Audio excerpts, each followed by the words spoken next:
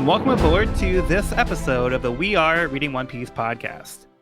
This is a podcast dedicated to following the entire story of One Piece from beginning to end as we focus on each volume.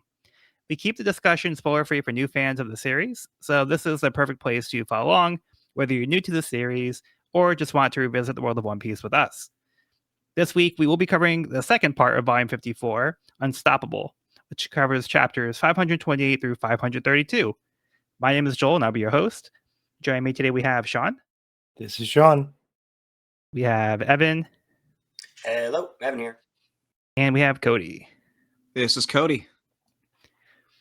Yeah, so we are moving on from Amazon Lily, and we're moving on to Impel Down, which is a little bit more dreary.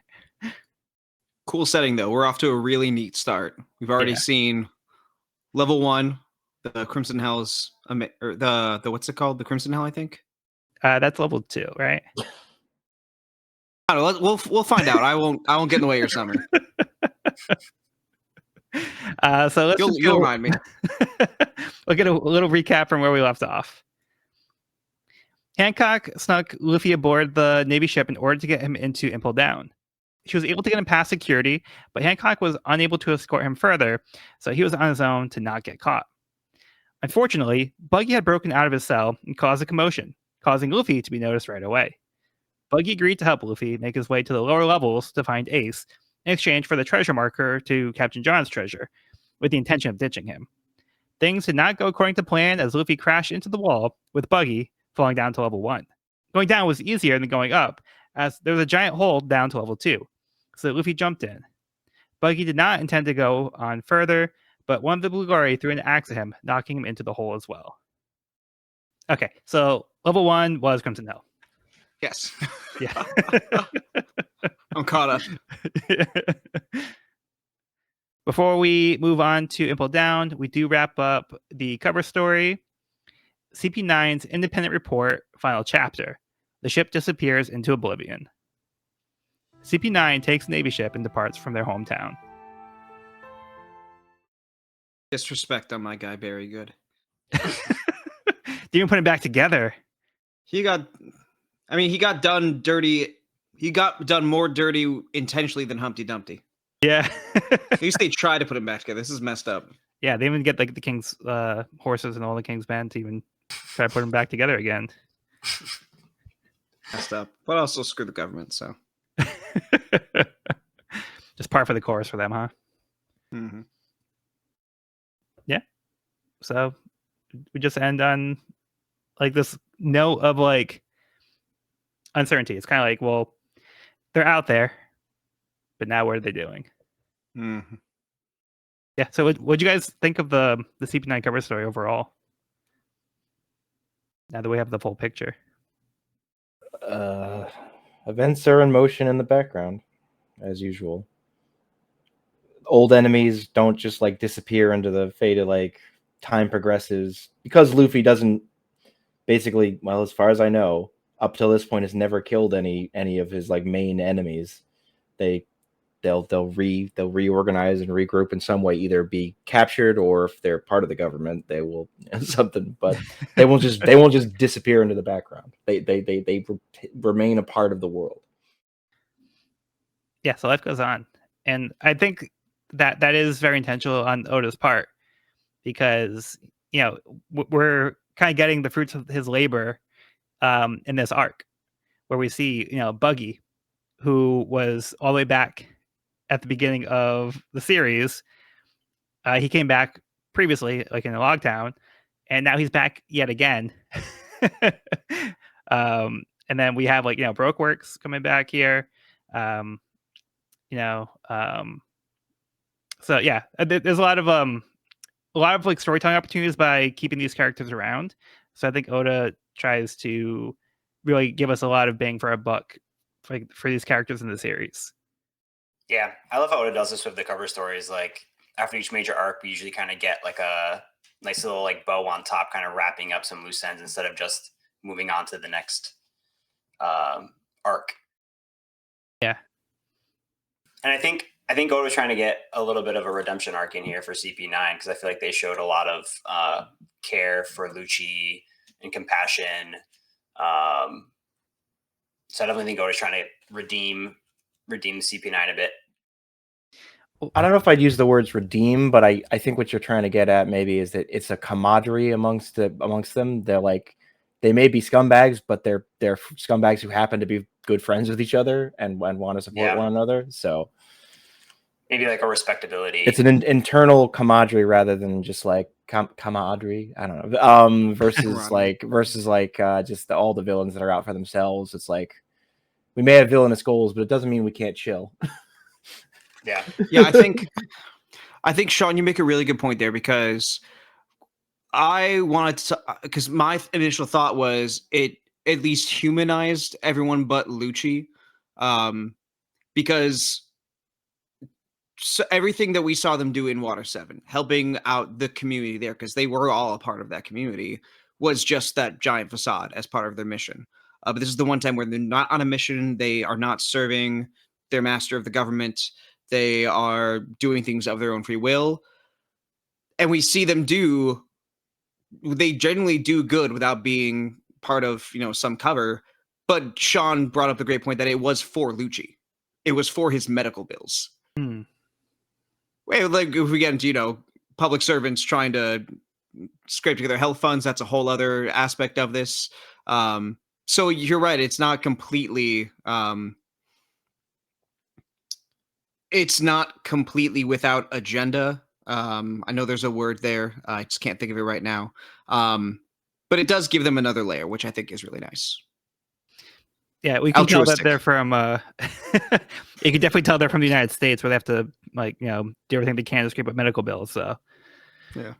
Mm-hmm. But I think it was nice. It was really cool seeing them be a little bit more themselves, and just do something nice and get a little bit of independence for themselves. Yeah, but now that you mention it, it makes me wonder like how much of it was them actually being themselves, and how much of it was them playing a part and trying to just reach that goal, or just have like a cover. So right, yeah. I guess for me, the part that's themselves is the fact that was their goal. To help that Lucci. Their goal was whether or not like they're being genuine with the people in the town is a different story, but the fact that they were going that far to help Lucci says a lot about them.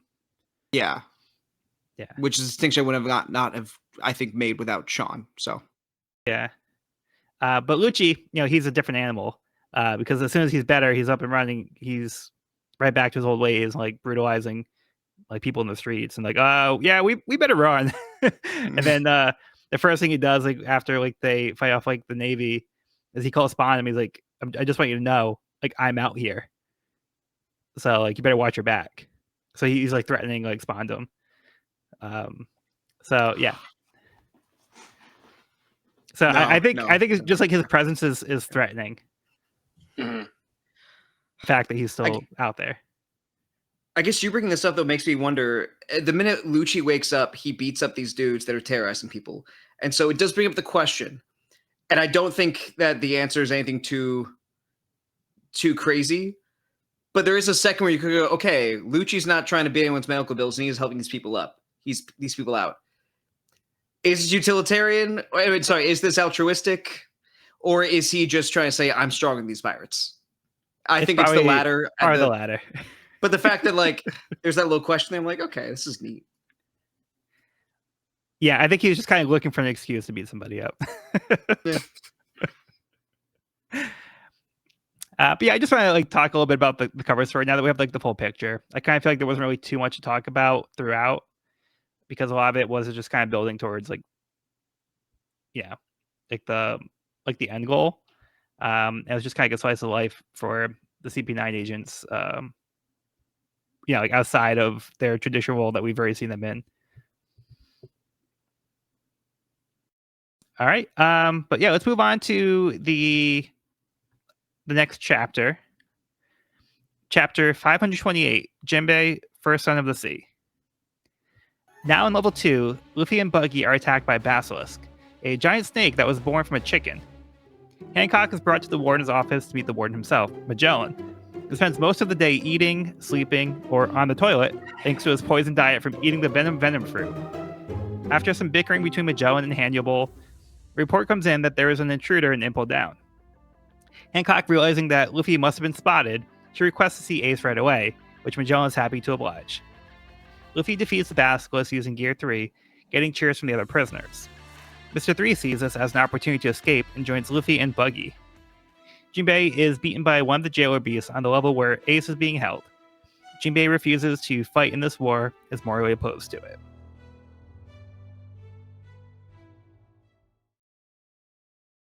Okay. Big reveal. Yeah. Big guy. Big fish man. Yeah, I love the character design on Jimbei, and now we've seen them all. Yep. So now we officially see what he looks like. And Did you have what he an sounds like. expectation? Oh, What's that? I said, did you have like any sort of expectation for what Jimbei would look like in your mind? No, I didn't really have any like preconceived idea, but I think I was a little surprised to see that Jimbei was a fishman.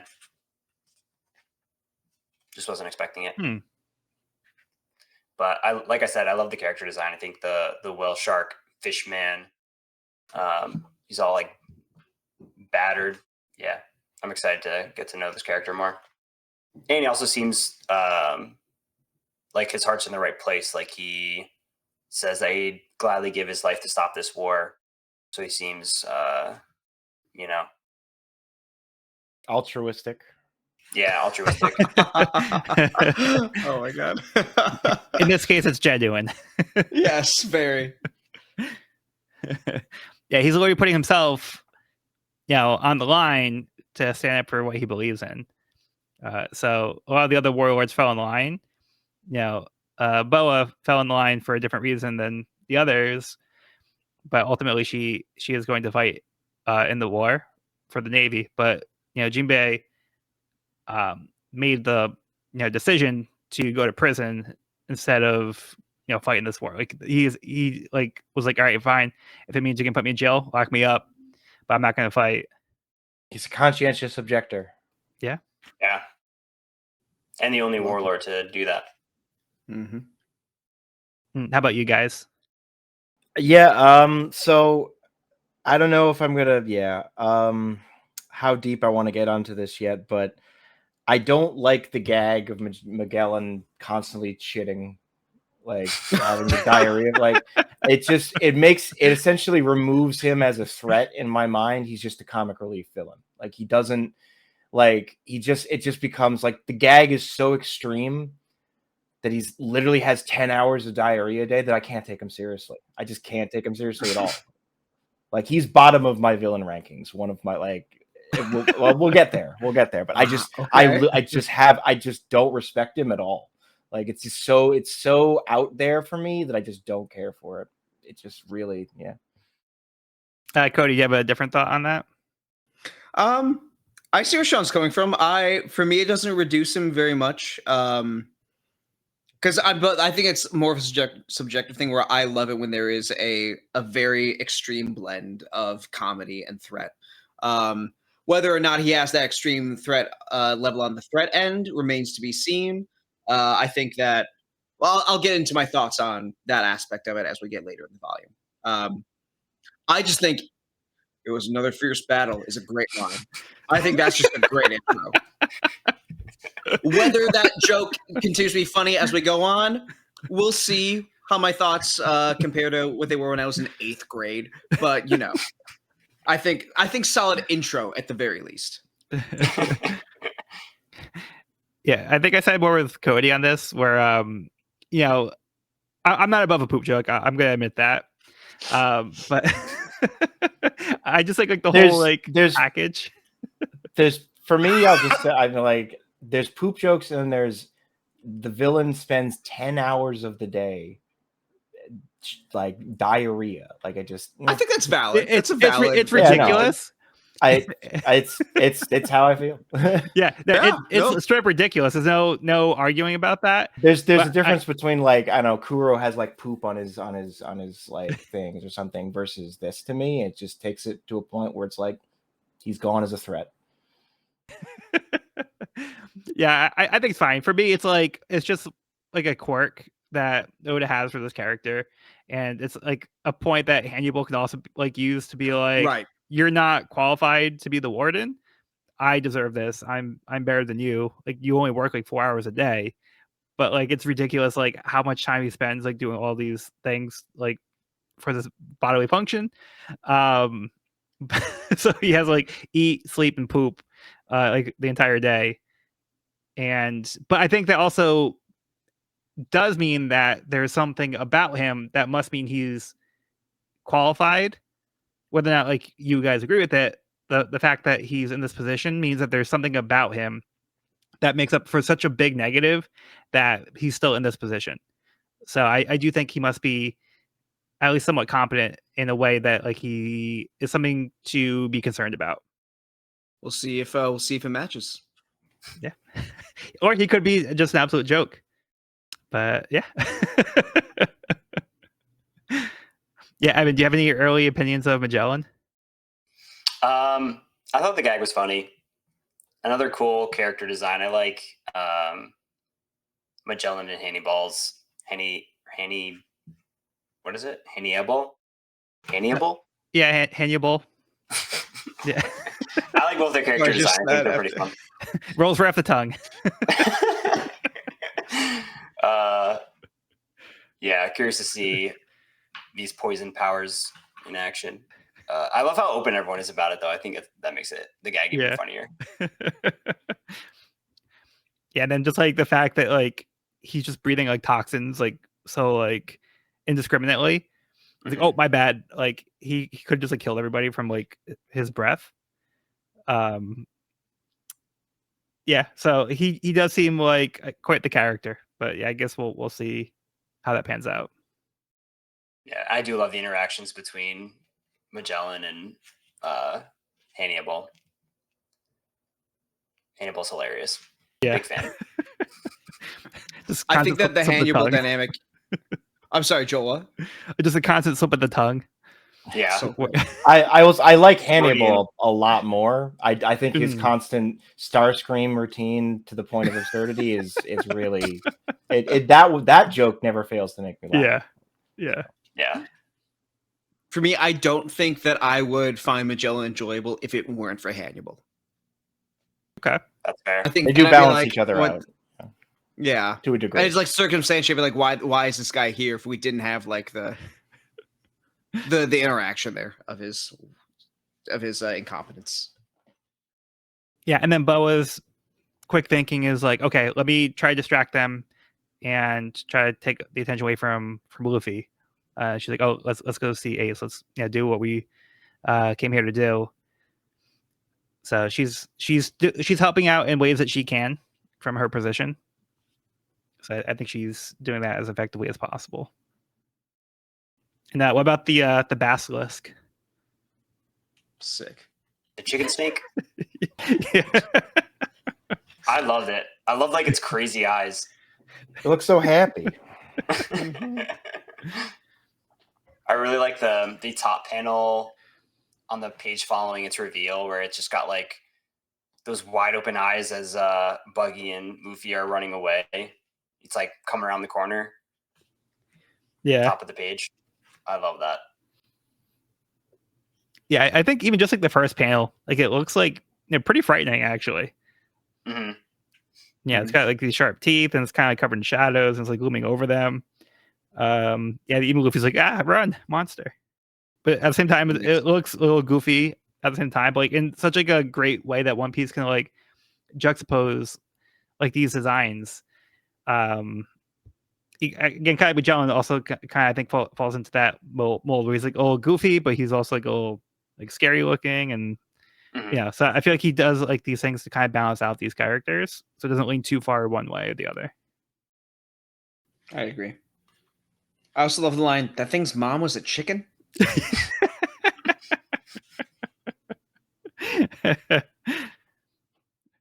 Yeah, and then I always love when Luffy gets small after Gear 3. Yeah, It never fails. it's so funny. And he's got his hat on his back. It looks like a little turtle shell.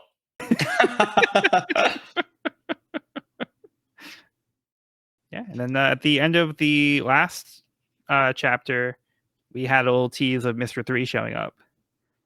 But now he sees like, oh, okay, so there's like this commotion going on. Now's my chance to maybe see if we can break out.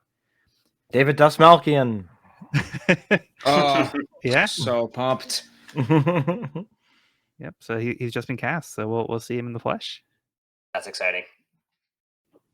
And Luffy doesn't recognize him at first. He's like, wait, who are you? And he has to like put his hair up into a 3. He's like, oh, you're the 3 guy. Okay. Oh yeah. He says, you're the guy from Island of the Giants. 3. That's Mr. 3 to you. Where's my riot? You lied to me.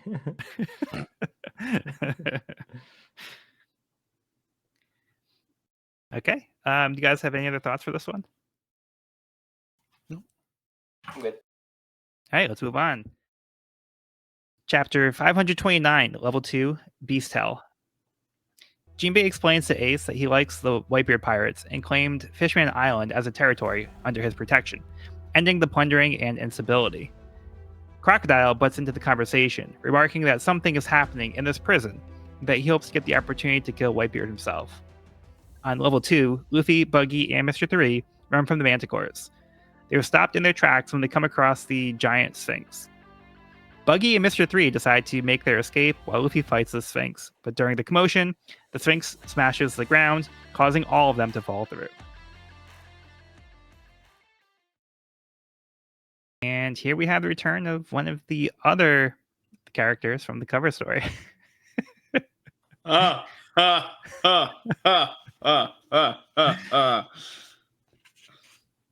so we get Mr. Zero. My man. Maybe. Yep, I love to see him back. It just you can't beat that aesthetic. Even in raggy prison clothes, you still got that debonair charm. Debonair charm.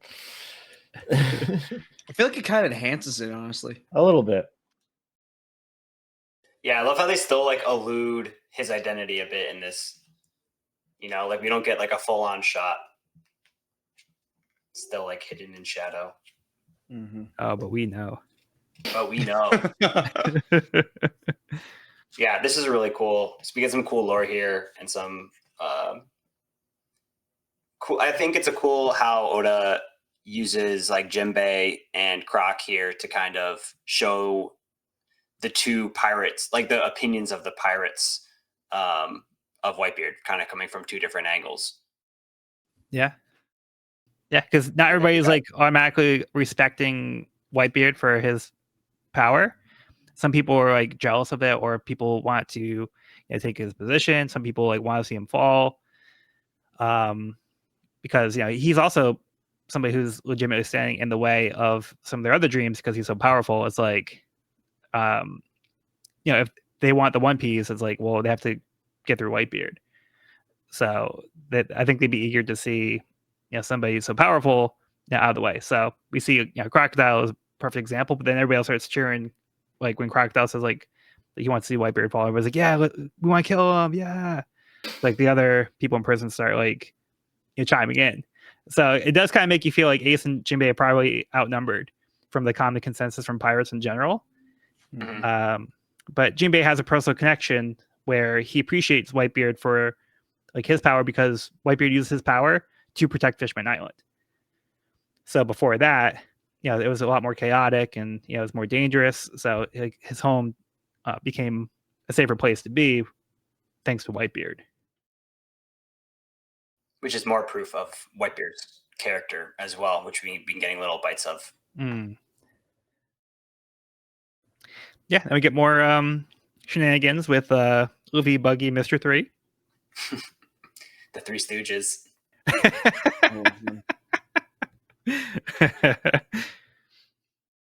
The Manticores are pretty funny too. Yeah, they're pretty funny. They're like here just long enough to not overstay their welcome, but they're silly.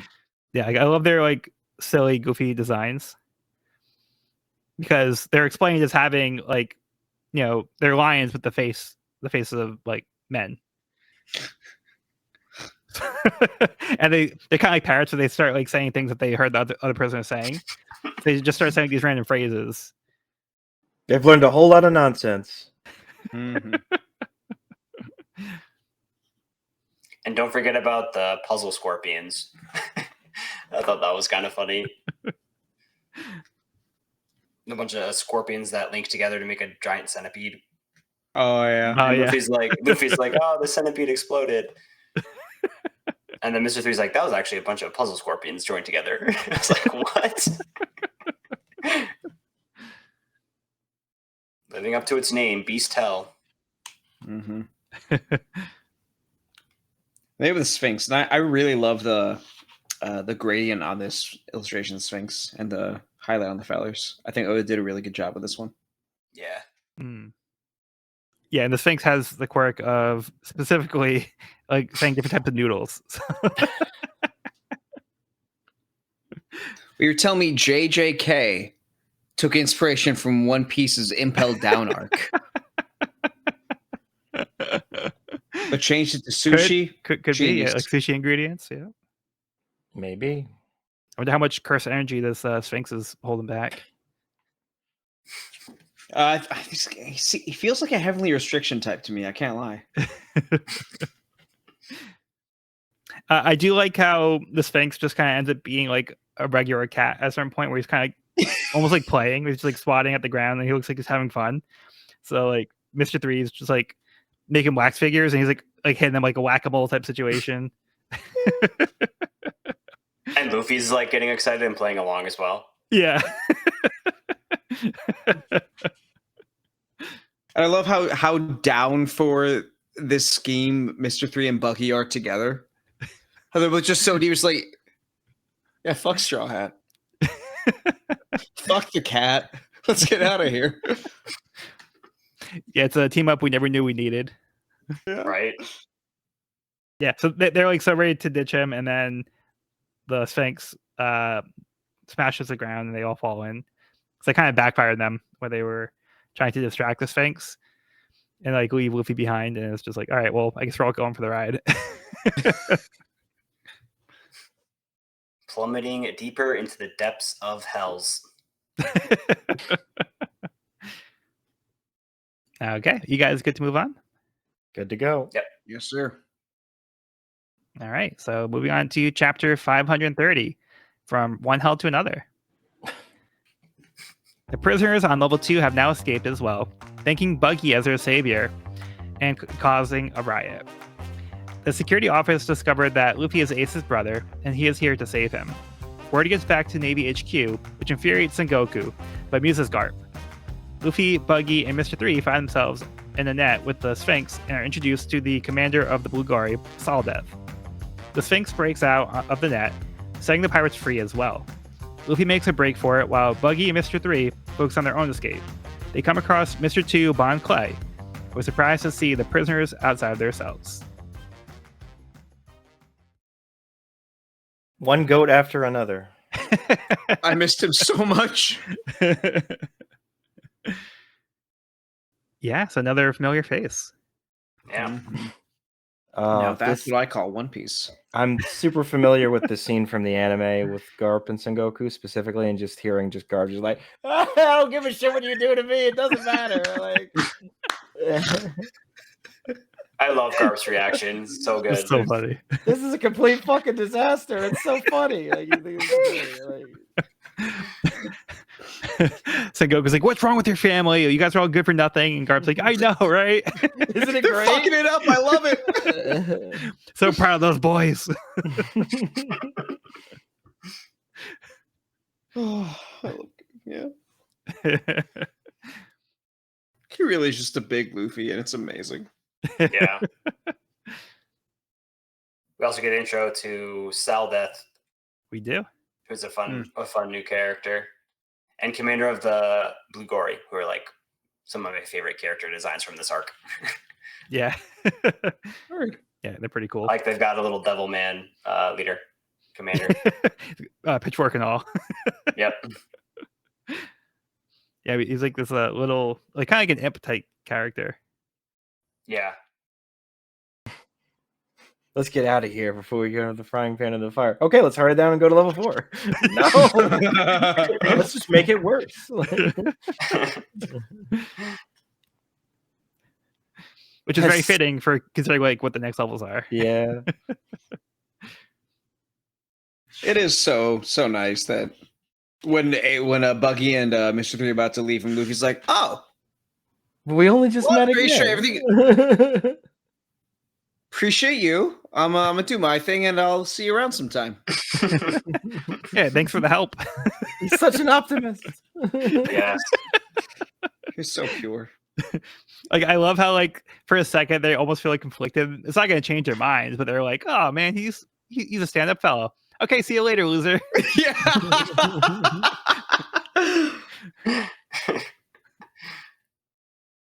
God, Mr. Three's expression, or not, Tuban Clay's expression at the exaggerated giant lip and the thing was just such a wow. Yeah. Eyeballs. I'm going to spin and spin and spin like the bewildering times we live in. Yeah. You and me both, Mr. Bonclay. That's all you can do. Yo, Bonclay 2024. Am I right? Oh, let's go. Yeah, let's go. I've changed my mind about setting him free. What is this strange? By the way, should- so go ahead, Cody. No. I didn't say anything. Okay, all right, I'll take it from here. Okay, so one thing I wanted to point out was I didn't realize specifically that Bon Clay, with the way it's translated, it's from Bon Kure, which is actually like a festival. So Mr. 2 is like, like the Mr. number sequence, but then the Bon Kure would be like the day convention of the ladies. So he literally does have both like the male code name and the female code name, which I didn't pick up on like when we first went through the Alabasta arc. But yeah, it's actually the way that was translated. Like Bon Clay isn't technically the festival. But you could look at like his name is essentially like Mr. 2 St. Patrick's Day. Like it's just another type of holiday. So it's the combination of the two gendered code names. Yeah. Just so it In 2002. Let's go, Oda. And which like again makes the thing like like Kamabaka Kingdom so much more annoying, but or the initial appearance of it, it's like what? No, we are doing something cool here with Bon Clay. Yeah. All right, what are we doing? We're gonna see. We'll see. You think he realizes like, oh wait, shit, I need to bring Bon Clay back right now. Hold up. No, I like to think he was always in the plans. Yeah, I mean, like the way that this has been playing out, it's been like building up, because we knew that they were being sent to Impel Down back in the cover story. Was like Water 7 or Enies Lobby. I think it was Enies Lobby. Yeah. So it's been in the works for a little while. So he's been cooking. He has. But yeah, so they're now on. They announced here that's the Starvation Hell. Yeah, Starvation Hell. Yeah, everyone's half starved and baking to death. Yeah. Yeah, so it's the heat from the floor below that's kind of like making it almost like an oven on this level. So if it's hot up here, imagine how bad it is like a level below them. Oh, we're heading down. So we're going somewhere. Stay tuned. Find out. Yeah. Any other thoughts for this one? I'm good. I'm good. Now, Cody, was there something you wanted to say when I was also mentioning the Bon Clay thing? I don't know if you lost it. Oh no, I was just gonna say that Mr. 3 does have some very good comedy faces this chapter. Especially like in the speech we first see Falcon Clay, though, where his mouth is just like 5 miles wide and his tongue's out. I think it's just very funny. That's literally all I had. Okay. Okay. So let's continue on with chapter 531, level 3, Starvation Hell.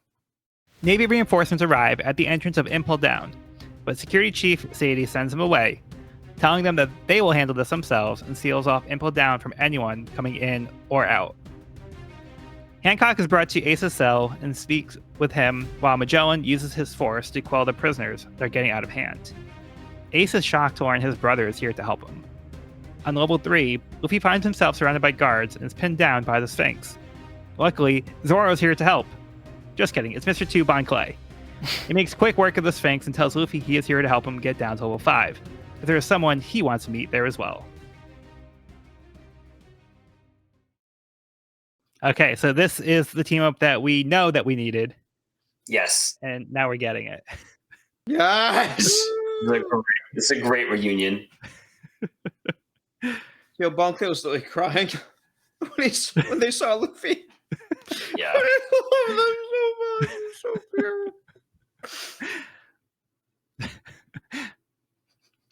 Yeah, like the moment's a little like a letdown for Luffy at first, where he's like, I thought you were Zoro. Okay, but no, this is cool too. Like, no, I like this.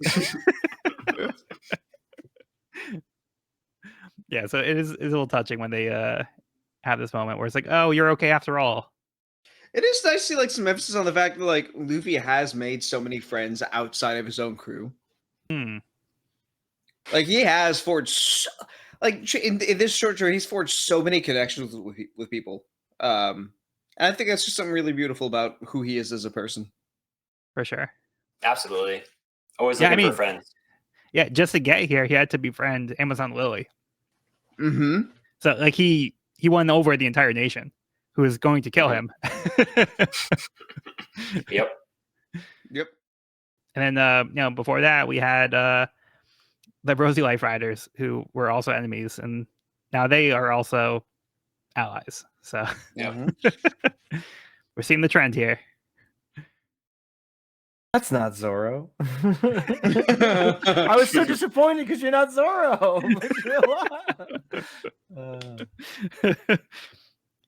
Like, gee, thanks. I love Luffy. Imagine, well, I suppose it's theoretically possible, but Luffy, the level of thoughts that had to go through his brain. Okay, Zoro somehow got here all the way to Impel Down, trapped in a thing, and then no sword, and like just has to put the logic together of like, how did Zoro get here? I don't even know where Zoro. So for all Luffy knows, Zoro was sent directly from Shaboti to Impel Down. Like maybe like. To be That's fair, where he wanted to go on a trip to. Like, to be fair, it's also Zoro. He could have got lost. He could have anywhere. gotten lost anywhere and ended up in Impel fucking Down, level 4 or 3 or whatever. Like, imagine sleepwalking your way into freaking like Alcatraz. Just like, whoops! I guess I just live here now. I'm in a freaking Supermax prison. Like, that's the law. Oh my god. How bad are you at directions? I ended up in death row. I was just trying to get to Wendy's.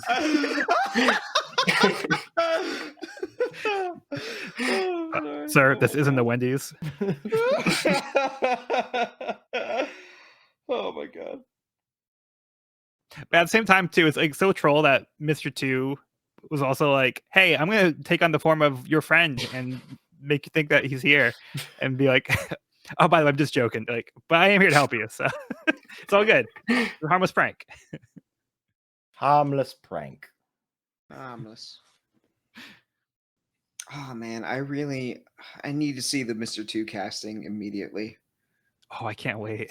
I know. Dude. Can't wait. I mean, I trust, I'm confident it will be like a non-binary actor, and I think there'll be some great stuff from that, so that'll be really cool. Yeah, that'd be awesome. 100%.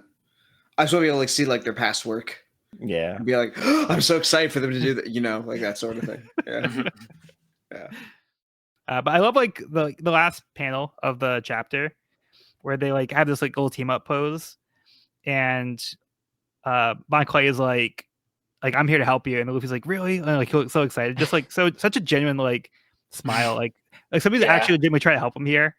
Where like like Buggy and like Mr. 3 were kind of like quote unquote helping. Like, oh yeah, I'm helping, but but like Bon Clay is like ride or die here, you know. Hey, it's my buddy. There's an alternate universe where Bon Clay is a full straw hat, and that's a pretty cool universe. Like honestly, I'm not opposed to that. You give me an Elseworlds. Let's go. But at the same time, I do love this bond of somebody that isn't from the Straw Hat. Yeah. So At the same time, Yeah. like Yeah. I'm saying, it's why it's a cool alt universe. I'm not Right, saying right. I wish it was the main. no, of course not. But it is cool to see like these characters have this bond and like be so excited to see each other. Because last time like they did see each other, like Bon Clay was like being a decoy to keep the Navy off the Straw Hats to help him escape. So Luffy's relieved to see like his friend after all is like okay for the most part. I mean, like all things considered, like he's Bon Clay is like kind of doing their own thing, like still doing like their routine, so they're still like living their best life, not letting prison get them down. So, but I think the sequence where we see Boa have this conversation with Ace is also really great. I love the way that this is portrayed because Boa takes advantage of the distraction. So the prisoners all getting riled up because they see pretty lady, and everybody's like flipping out. She kind of doesn't pay attention to it, and she's like, "I'm just gonna take advantage of this and give this message to Ace." So yeah, it's pretty slick. Pretty slick. Smooth moves. She knows what she's doing. And in the chaos, we see Magellan's reveals the Hydra. Which is a very, very cool looking devil fruit. Which I do want to take a moment to emphasize. I'm not saying that the story doesn't present Magellan as a threat, because he clearly is. Like in his limited time on the floor, he is clearly extremely powerful. The poison, like the giant poison Hydra, and it's cool. That's all cool. Like I'm not saying, oh, he's clearly not a threat. He is a threat. He's absolutely a threat in the story. But to me, it's just like I look at the poison Hydra. I look how cool that splash page is of like, you don't you understand? I am the one who controls your fate in this prison. I can kill any of you. I am judge, jury, and executioner. And then I'm like, what was he doing 2 hours ago? Getting his fucking brains out. And I'm just like, cool. It's just like, so I don't know. It's just what I'm saying. It's just I want to get them to like he's threatening and cool, but it just doesn't land for me because I can't escape the thought of him shitting his pants. I completely get where you're coming from, and that's totally valid. And it's not like, oh man, like where is he coming up with this? Doesn't make sense. No, it makes complete sense.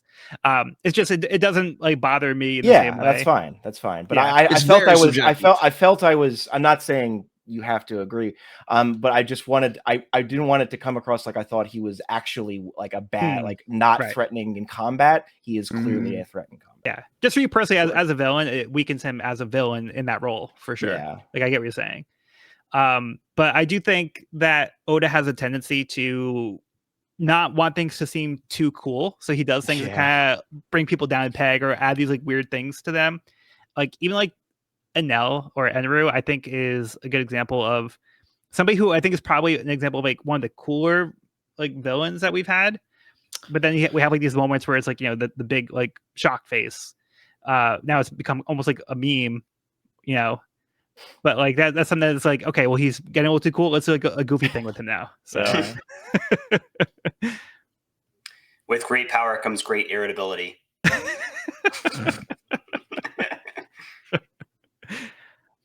But this is a really cool sequence where we do see Magellan use his powers.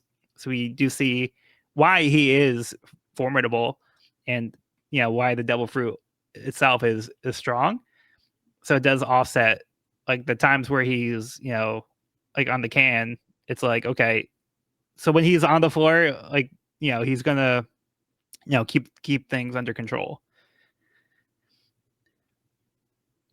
And like, the rest of the prisoners are also kind of like getting the message. So Yeah.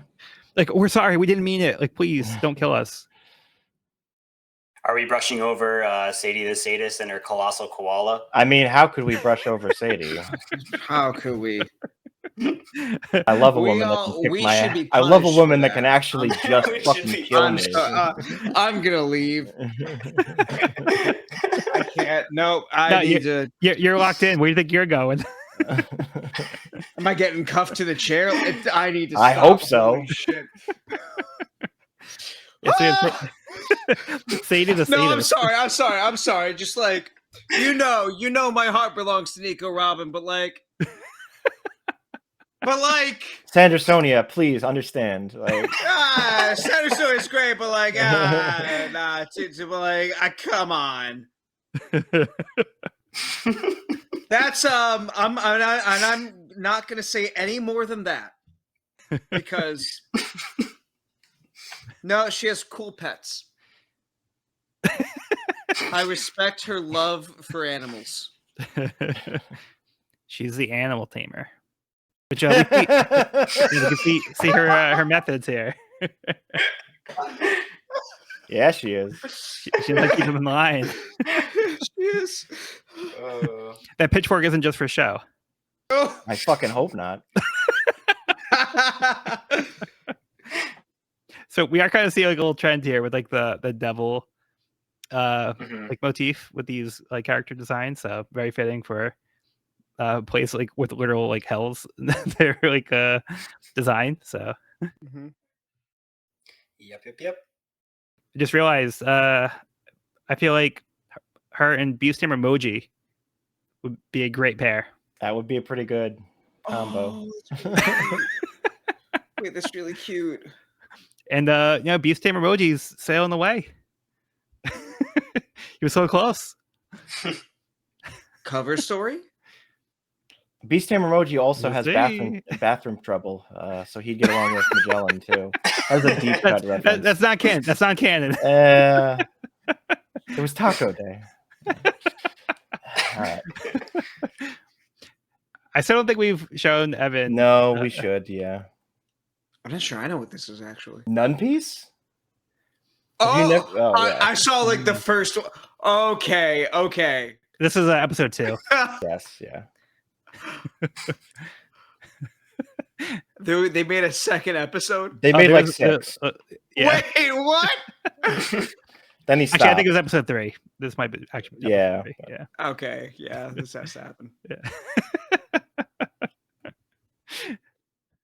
But yeah, anyway, so Sadie does establish dominance here and holds the Navy off. And then like everyone was saying, there's a giant koala beast behind her. And everyone's like, was that like a giant koala? Like, no, we don't mess with that. Duh. So yeah, some very interesting characters so far in this arc. Very much. Yeah, you guys have anything else for this one? I have no thoughts. I'm good to go. Mr. 2, let's do it. Mr. 2. Okay, so let's finish off the volume with chapter 532, Jailer Beast Minotaur. Unaware of how out of hand things had gotten with the prisoners, Magellan plans on how to tackle the riots and orders his forces accordingly. Luffy and Bon Clay encounter the Minotaur, who puts up a fight, but is eventually sent flying by Luffy. Bon Clay explains to Luffy that Infernal Hell is below them, but dropping down would lead to the sea of boiling blood. Luffy asks Bon Clay who he wanted to meet. He tells Luffy that he wants to meet Eva, the queen of the Kamabaka Queendom and the world's greatest drag queen. Buggy and Mr. 3 wind up being chased by the Minotaur right back to where Luffy and Bon Clay are. They team up and defeat the Minotaur. Meanwhile, Ace is worried about Luffy and doesn't want him to come here. Okay, first off, this is one of the most just like hilarious yet sad buggy moments ever that I also remember from the anime of just like, remember my buggy ball or something? And then it's like, no, it's just that one panel of Buggy's face. Like, Yeah. I have made no impact in this man's mind whatsoever. I have left no lasting recollection, memory. I am nothing to him. I am just. It's like that, that thing that little almost panel of killed the you. look is so good. So there was so when the One Piece card game came out in the Joel, I don't know if you ever saw this on the on Untap, but basically there's a resource called Dawn, whatever, and people will make customs of their own, and I think one of the most popular customs was that exact panel of Bucky. That's So funny. that if that's your mana for the turn, just depressed Buggy gives you energy. That's been burning in my brain. To be fair to Buggy, at least Luffy remembered his name, whereas he didn't remember Mr. Three's name, and his name is Mr. Three. His hair is a 3. Three. Yeah, Three guy. even then, he still couldn't remember his full name. I do love it in this chapter though. Luffy's calling them 3 and Vaughn. Yeah. Love that. Yeah. Can we also just like take a second to appreciate the fact this is probably one of the sickest cover spreads we've had in the entire series so far? Yeah, All 7 warlords. I agree. Oh, that is a cool one. That is a good. Yeah. That is a Dude. good one. Dude. I love how Moria's shadows in there too. Uh-huh. So good. Teach has the cherry pie. Gotta have the cherry pie. Gotta. Yeah. So this is the first time we've seen them all like on one page. Mm-hmm. Which, like, I just to get. I don't want to. I don't want to be too extra with this, but just like when this chapter came out, just the idea of seeing all 7 warlords at once was like unthinkable. 11 years waiting for who are these people? Mhm. What are they like together? What are they there for? Why are they a thing? And we still don't know like everything about them, but just like the fact that we know who they all are, we know what they all look like. This is it's like we've been talking about. This is everything starting to come together. This is Oda Watershed getting moment. Yep. yes, 100%. Damn, Oda. Yeah. Because we kind of mentioned it earlier, but like Jimbei's name was first name dropped like before Along Mhm. Park. Wow. So he was the second warlord that like we were made aware of. And now we finally see him as a character. So it's a long time from when we first find out about this character to actually seeing him. It's just it's like that Rayleigh. Just Yep. everything coming together in this arc is just one of the things I love about One Piece the most. It's amazing. Yeah, and I think this is so much more rewarding, like because of like how much time we've already invested into the series. And now seeing all these things from early on come back into play throughout the series, I think it really does reward those readers who have been following it for so long. So like the fact that we're seeing like the culmination of all these different things now coming into play, like I just think it's really impressive like how well Oda is able to make us care about all these different characters and introduce them like throughout the series, kind of pepper things here and there. He's like, oh, by the way, this is still important. So it's not like, oh, this like villain from the beginning that we saw is like just out of the series, he's gone. A lot of times like the early villains just like, okay, like you're not important. And now we're saying, okay, well, everybody's important. So Except for Don Creek. Yeah. Well, there are exceptions. Yeah. Was he Gein's first mate? He might as well be, as far as I'm concerned. But one thing that's interesting here is on the first page of this chapter, we actually get a real name for Mr. Three. Bentham. Yeah. Well, actually, Mr. Three is oh wait, Galdino. no, sorry. Yeah, Both Bentham of them. is Mr. 2? Yeah, Mr. Two Banco is Yeah. Bentham. Yeah. Yeah, okay. Yeah, because we only had the code names up to this point, so they actually have names, but we're never introduced to them. So that just was interesting to think about. I'm probably gonna keep calling them Mr. 3 and Mr. 2 most Yeah, of the that's time. fine. But yeah. I also just love the distinction between Galdino and Bentham's headshots or mugshots. Hmm. Galdino is like trying to look so badass, but he's just a wimp. And Mr. 3 doesn't give a fuck, but he is so badass in his not giving a fuck. It's perfect. He's like, make sure you get my good side. Guess what? They're all good. Yep. Exactly. I love them so much. Yeah, so now Magellan's kind of get up to speed. That like while he was giving Boa like an escort to the lower levels, all this like commotion's been going on. Things are like getting out of hand, and he's like now he's trying to get up to speed. He's like, okay, now I gotta like buckle down and do my work while I have time. But time's running out. But yeah, The man is a ticking time bomb. Sorry, Sean. It's something. You guys fight kidding, that's I'm fine. I'm kidding. and now we also see the beast that was beating up on Jimbei earlier. That was covered in shadow. We saw early in the volume the Minotaur. Somewhat less intimidating out of the shadow, but I mean, he's still got a giant club. So. Yeah. This is kind of a perfect example of what we've been talking about. How It it is, kind of like yeah. takes a lot of the villains down a peg. This was pretty funny reveal though. But I'm also like, this guy looks like he has no thought and therefore won't listen to reason. And therefore is somehow even more threatening. I can see that.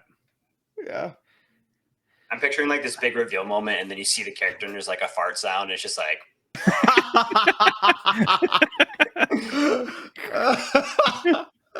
Oh no. Why do I find that so funny? Oh no. That's what Magellan's for.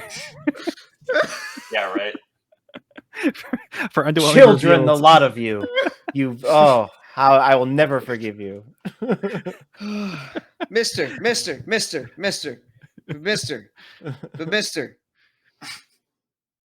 gotta use the bathroom. Sorry, mister. Yeah. But yeah, I mean, this fighting ability of the Minotaur is kind of no joke though, because he's kind of like doing work on them. It takes a jet bazooka from Luffy to send them flying away. But I mean, it doesn't keep them down because it's just kind of like to buy them time. But again, like Luffy and Bon Clay are in it together. So like again, it's not like the others where like Bon Clay's like, okay, this guy's too strong, I'm gonna ditch you. No, they're standing the ground together and they're fighting as a unit. So like, I think they're committed to helping each other, which is refreshing for Luffy considering like what he's been going through. Yeah, and Bob Clay reveals their own ambition here as well, meeting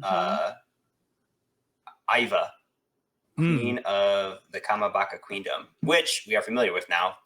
Yep. So that was another cool connection. Little tie-in. Something about this character interests me in a way that the previous Kamabaka characters does not.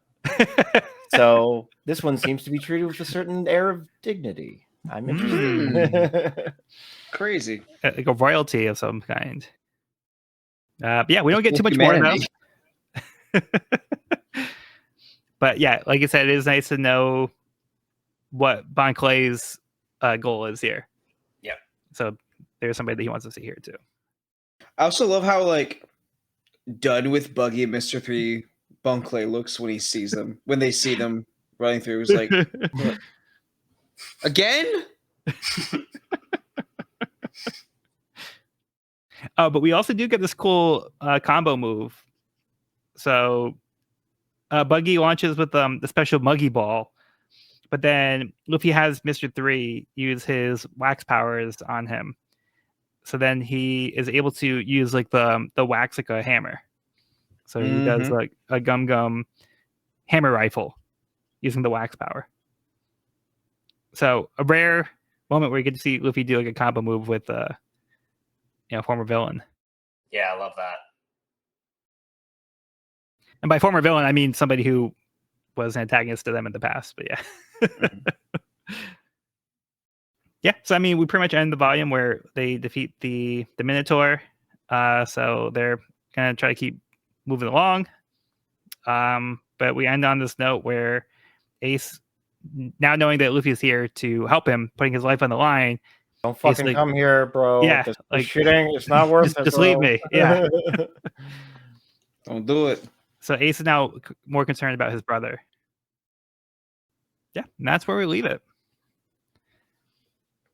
And all forces have assembled on level 4. There's a storm brewing. It's a heater.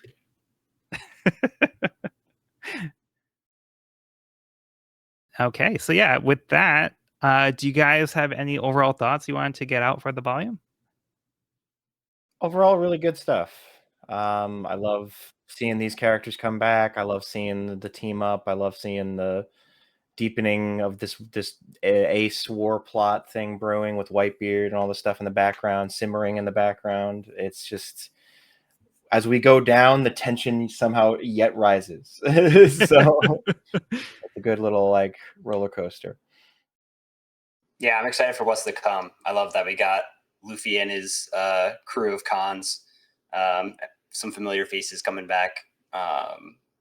And yeah, I mean, it's going to come to a head, right? Like, it just seems like they're kind of barreling down. Do we have a plan on how we're going to get back out? One thing at a time. So. But it's just like full steam ahead. So I love that it's going to eventually come to a head.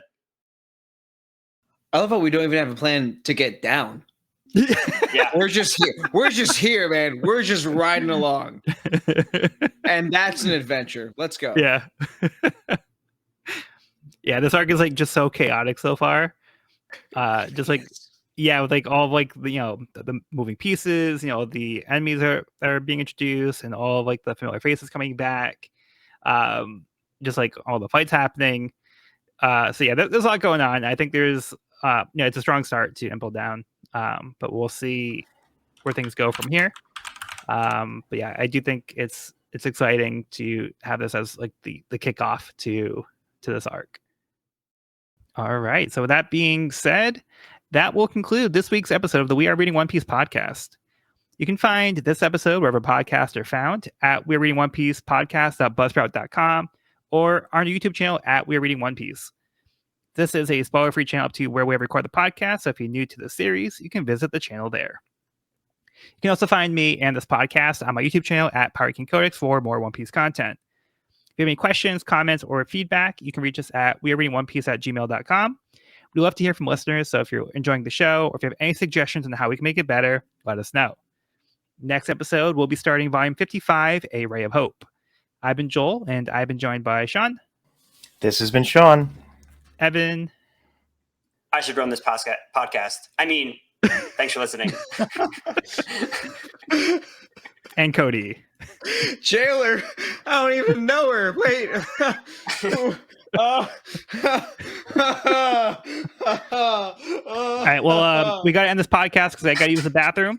But be sure to bring on all your hopes and dreams, and we'll see you on the next episode. And remember my buggy ball.